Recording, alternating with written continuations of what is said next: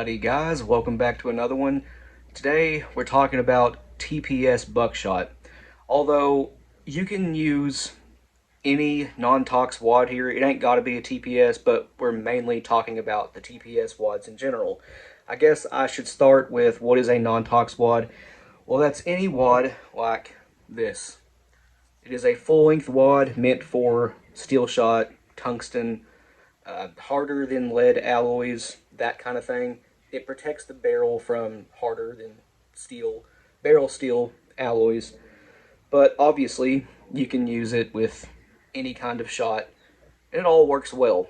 However, not however, but non-tox wads produce much tighter patterns than standard lead shot wads like this. Let me grab one out here. Claybuster Winchester clone.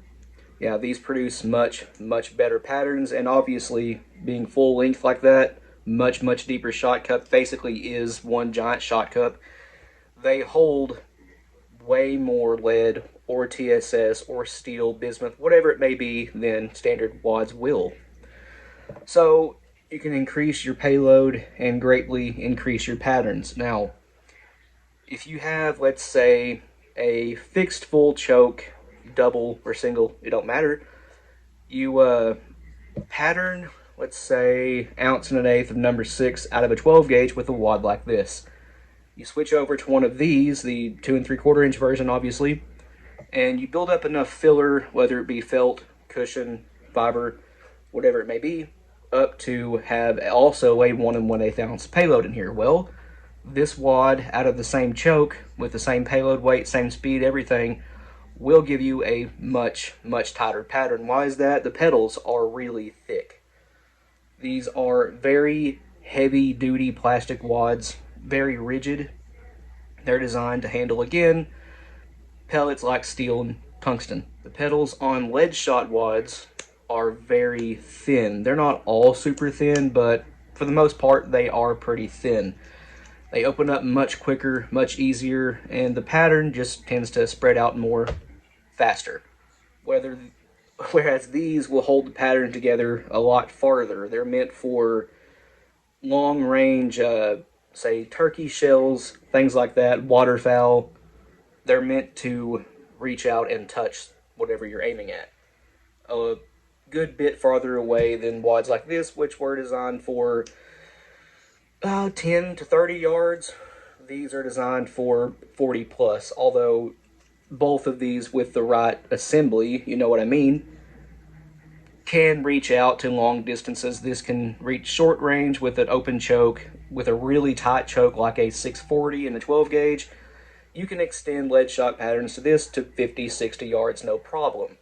This just does it a lot easier and a lot better. And again, all non-tox wads will pattern better than lead shot wads for the most part, and they can all be used for what we're doing today. However, the main focus of this video is the TPS. And why is that? Well, it's because in our experience, the TPS wads are the most consistent and best patterning wads out there. We might run into one here and there that outdoes it a little bit, but again, the TPS does it way more consistently. These almost never have a bad pattern. Whereas wads like the LBC50, the CTPS Max wad, which is a TPS with a built-in cushion, those are pretty good too, but they're not as consistent as the TPS. And I think that's because the TPS wads have a internal taper. As they step down towards the bottom of the wad, they form a U-shape, a taper, a bowl, whatever you want to call it. I think that focuses in the pattern a little bit at longer ranges over something like the CTPS Max, which is straight all the way down inside. Yes, these hold more, better capacity, you can fit bigger pellets in them, but the regular TPS wads, they pattern better in our experience. Now, Ballistic Products does make the TPS wad in every gauge except for 16. And that's not actually 100% true, because the CSD, not the CSD, the BP 1680 wad right here, it is basically a TPS wad. It's made out of the same material, and they look, where's another one that's similar? I guess right here. They look very close to a TPS wad. There's not much of a difference here. This is white. Actually, it's pink. It's aged. This is a TPS White Lightning for 12 gauge. I have trimmed down to 43 millimeters. It seems when these TPS White Lightning wads age, they turn pink. It's pretty obviously pink on camera. Not sure how that's going to come across on YouTube, but it's pink now, no longer white. But as I was getting at, the 16 gauge BP 1680 wad is made with TPS wad resin, and it's pretty much a TPS wad in my opinion. Now, the 20 gauge TPS wad is not a TPS wad. It's actually an LBC wad. I don't know if you can see these ridges on here because tiny screen. I'm using my phone to record this. I know you can hear that though. This has ribs on the outside of the wad. This is an LBC wad. Low bore contact. Those ridges are the only contact points in the barrel. In between each ridge doesn't contact it. That's why it's called the low bore contact. I have some 12 gauge ones right here. Same thing, same wad, but in 12 gauge, 3-inch. And almost dropped that. This is the LBC, and this is called a TPS. They're the same wad in a different gauge. They don't actually make a TPS wad for 20 gauge. The only one I don't have is the 28 gauge TPS wad. I do have the 410 version. It's a tiny little thing. And here is the 10 gauge version. That's the one I was showing earlier. The 16 gauge, which again isn't really a TPS wad, but is at the same time. This is the, dropping stuff today, CTPS 47 wad, again 3-inch 12 gauge. And it is a TPS wad, but again has a built-in cushion section, and this is straight inside. It doesn't have an internal taper. This wad is an outstanding wad. We've only had one bad pattern with it. I can't remember what it was, but it wasn't that great. It's the only time this wad has not given us great results. This one's cool because the pedals are already mostly pre-slit. They are only stitched at the top. Just run your thumb in it and pull up, and they split themselves. Really easy to do. They are slit almost all the way down to the bottom of the shot cup, and these have really thick, very sturdy pedals, just like a standard TPS wad does, which is why it patterns so well. However, because these pedals are really thick and it has a cushion, built-in cushion, it does not have the same capacity as something like this White Lightning would, which is also a 3-inch wad. These are discontinued, by the way. It is the exact same wad as the standard 3-inch TPS wad, just this had a white pigment in the plastic. But the regular TPS 3-inch wad is, again, the exact same thing. I just happen to have some of these left, and they are a pretty good wad. But this, again, having the built-in cushion and the really thick pedals, thicker than this actually, it does limit capacity a little bit. This only holds 1 5/8 of number 4 shot, whereas this will hold 2 ounces easily of number 6 shot with a 1/4 inch felt. The standard TPS wad in 12 gauge comes in 3.5 inch, 3-inch, 2 3/4 inch, 41 millimeter, which is what you need for 12 gauge, 2 3/4 inch. If you're going to fold crimp, you need the 2 3/4 inch TPS wad if you want to fold crimp in 3-inch, and you need the 3-inch TPS wad if you're going to fold crimp in 3.5 inch with powders like Blue Dot or Steel. They don't make an in-between wad for the TPS 12 gauges between the 3-inch and 3.5 inch. The 3.5 inch TPS wad is the tallest of all the TPS wads, and it's too tall to fold crimp in 3.5 inch. Even using fine powders like Buckshot that don't take up much room, they need to be trimmed a little bit if you want to fold crimp with that wad, which I did go ahead and do to all of my 3.5 inch TPS wads. The 10 gauge 3.5 inch TPS wad is shorter than the 12 gauge 3.5 inch TPS wad, and it does not need trimmed or anything to fold crimp it. It is the perfect length, as is the BP 1680. It does not need trimmed at all for 2 3/4 inch fold crimps. It is the perfect length, even with bulky powders like Blue Dot and Steel. So if you're looking for a really, really tight patterning turkey shell, the TPS wad is really what you want to go for, in my opinion. That would be my #1 choice, as it would be Josh's. We love these things. If you're going for really tight buckshot patterns, absolutely, the TPS wad is the way to go. In 12 gauge, the biggest pellet size you can fit in a TPS wad is 31 cal #0 buck, which was would be single aught. There are two sizes of single aught.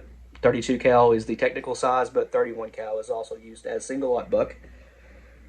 Now, when you hear the term, the old saying, a pie plate size pattern at 50 yards, the 10 gauge TPS wad is absolutely capable of that very consistently. 18 pellets of 33 cal double aught with a 1/8 inch 20 gauge felt wad in the bottom of it, and a plain full choke that is capable of a pie plate size pattern at 50 yards. We have seen that time and time again.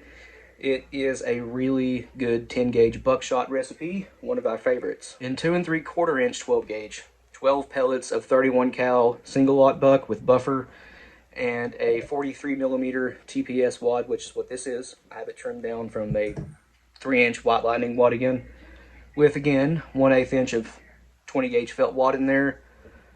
That can also give you pie plate size patterns at 40 yards. It can't quite reach out there to 50, but 40 absolutely, you can have a pattern no bigger than that out of a 12 gauge 2 3/4 inch shell, which is incredible.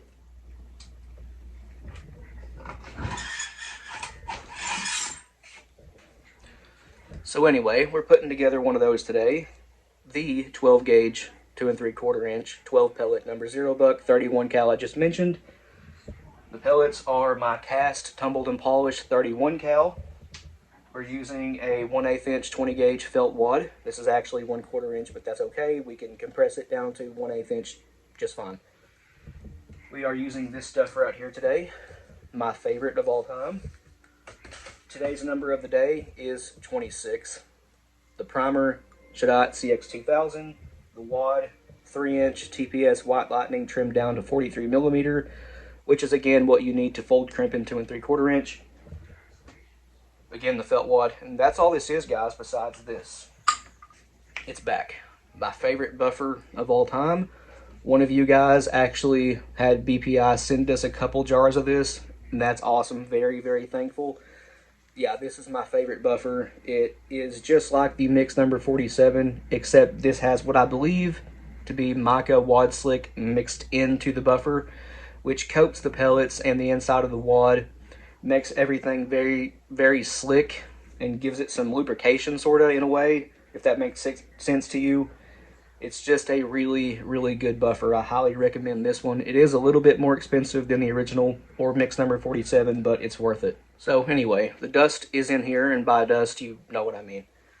The wad, this is for straight wall. No need to flare the base out, anything like that.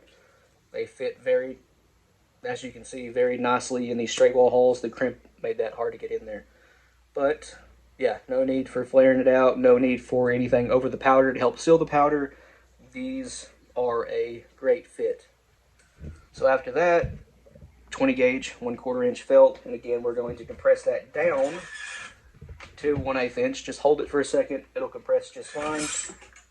Now, 12 pellets of 31 cal single aught buck. And that is exactly 1.25 ounces on the scale of just the lead. 1.25 ounces, like dead on. I'll try to show this, but it's probably not going to work out. It looks like it may have, actually. That 12 pellets comes up exactly to the top of the wad. Now, you can go ahead and crimp that. And that is, again, 1.25 ounces. If you add buffer, it's going to bring it up to 1.28, closer to 1.3 ounces, but nowhere near 1 3/8 ounces. So, this needs 2 scoops of the Lee 2.2 CC dipper. There's one.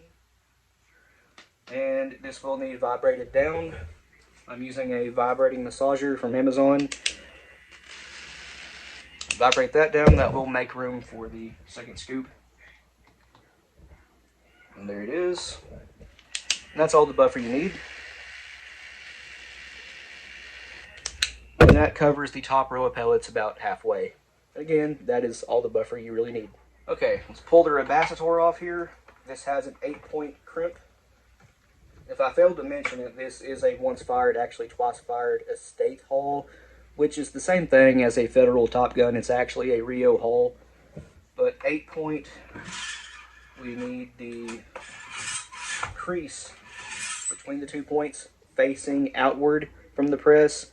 If this had a 6-point crimp, you need a point facing outwards or towards you in the back station. But there it is. Let's put the rebacitor back on here. And if you haven't seen it, you'll see in just a second what the rebacitor does.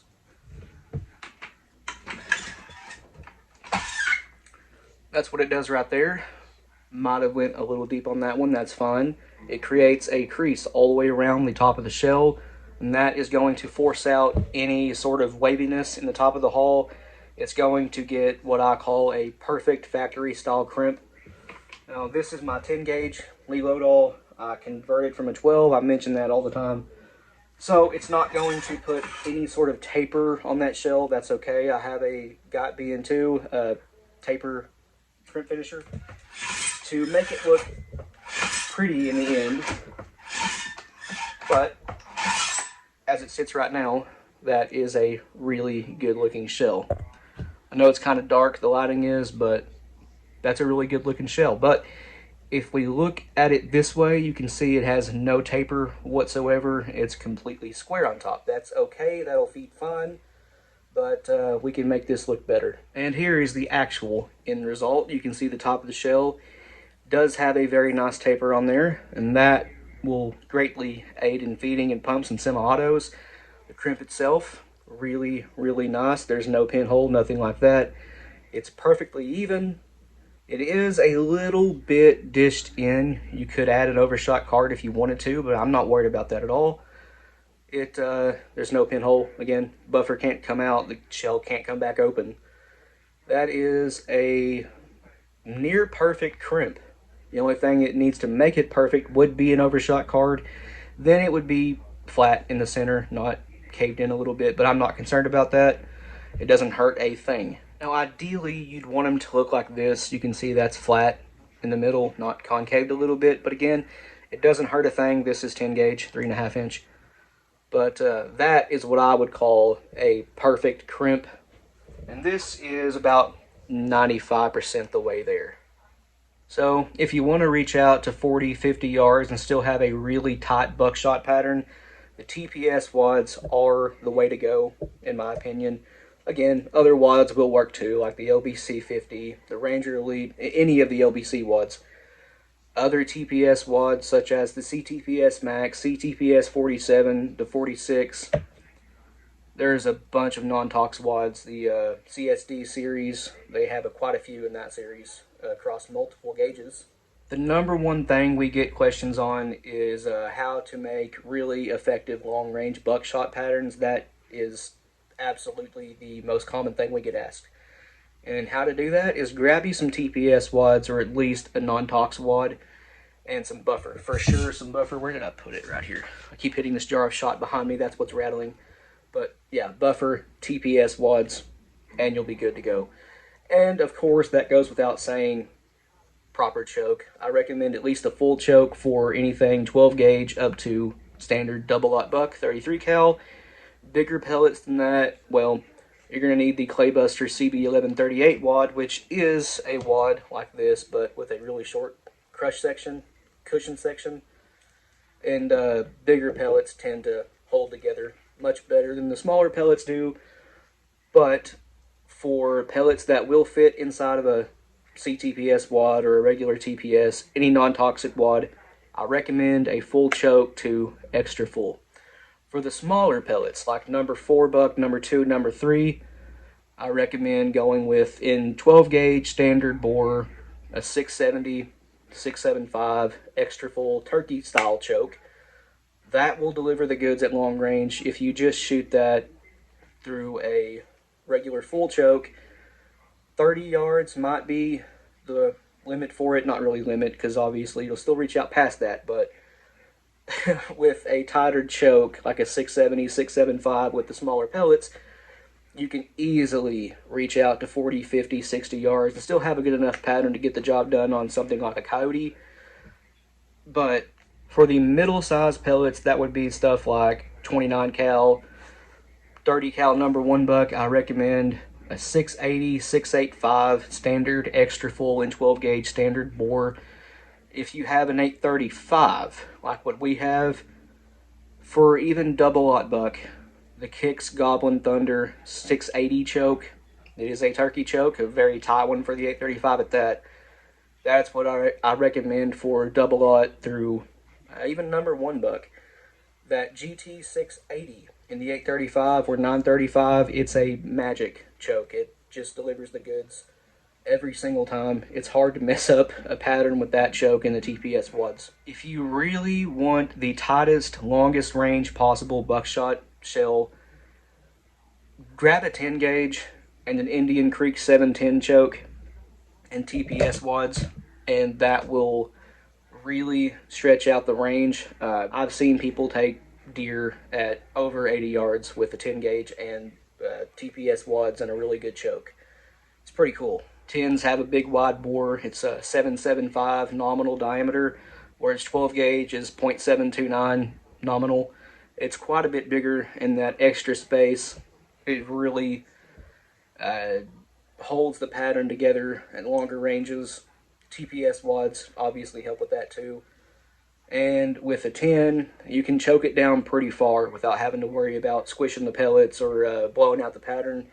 Yeah, the 10 is really where it's at for extremely long range patterns, and it being a 3.5 inch gun, you can obviously get a few more pellets than a 2 3/4 or 3 inch 12 gauge. Same pellet count as to 3.5 inch, however, you can get bigger pellets, and actually it's not the same pellet count. With 10 gauge, you can go up to 3 ounces easily.